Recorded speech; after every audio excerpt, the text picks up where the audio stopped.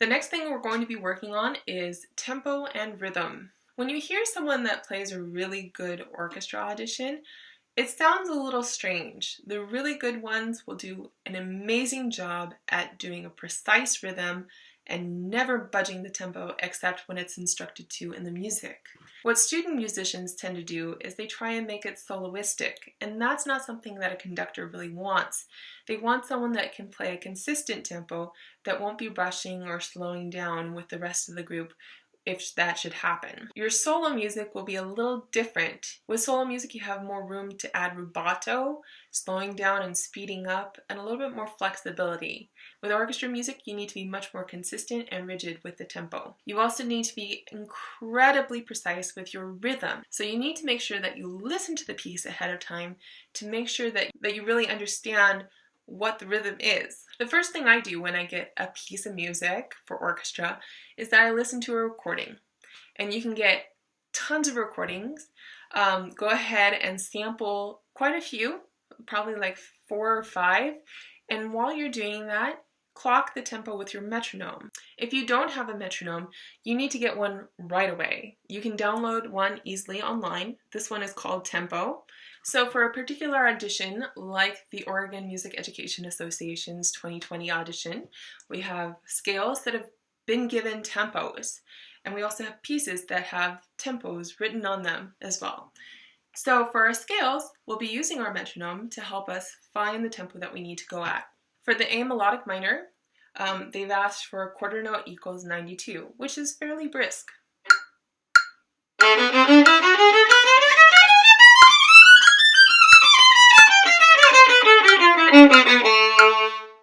Now, don't get overwhelmed if you can't play it that fast the first time.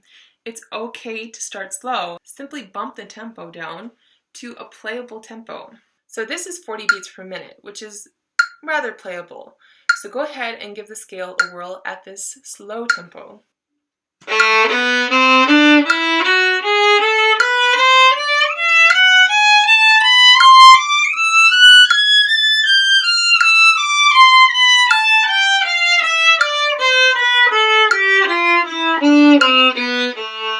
If that's still too fast for you to consistently put your fingers in the right spot, play it slower. It's really okay. The metronome is one of the most fantastic tools to use in practice because you can bump it up slowly, in so much that your brain doesn't even know that you're going a little faster. So let's say 40 was a good tempo for me. I would probably bump it up maybe 2 to 5 clicks, depending on how comfortable I'm feeling. And I would continue to do that until I reach my goal. If you get to a point where it's an absolute train wreck and you cannot play that tempo, that's okay. Take a break, work on some intonation or something else, and come back to it even a day later, starting at a slightly slower tempo than the one that you reached and continuing to bump it up. It works when you use the metronome. In order to practice tempo and rhythm in our pieces, it's sort of a similar principle. So for this particular audition, I have Beethoven's Symphony No. 7, an excerpt from that, the second movement.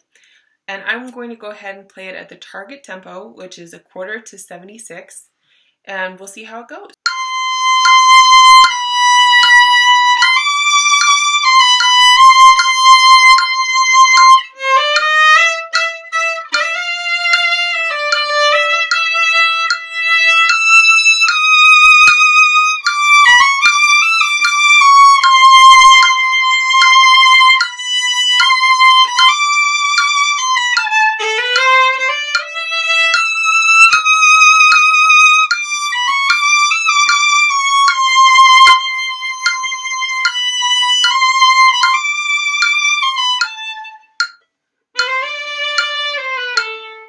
Again, if you can't play it at the target tempo, you need to take it a lot slower, and that's totally fine. The next excerpt I have is a quick one. It's a half note to 132, and that is fast.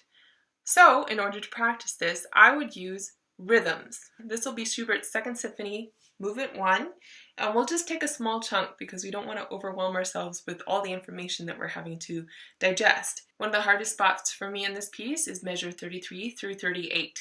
So the first rhythm I'm going to practice is the quick, long, quick, long. Let's play the whole practice spot together.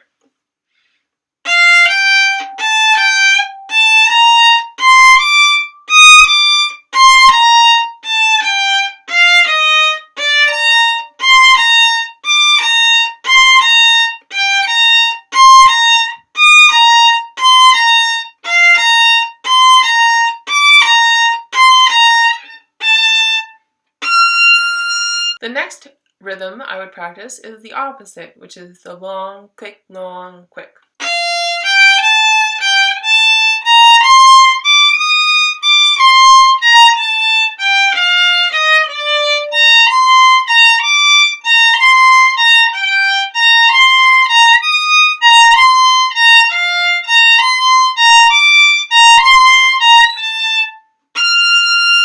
Here are a couple more of my favorite rhythms. You can go ahead and experiment with them.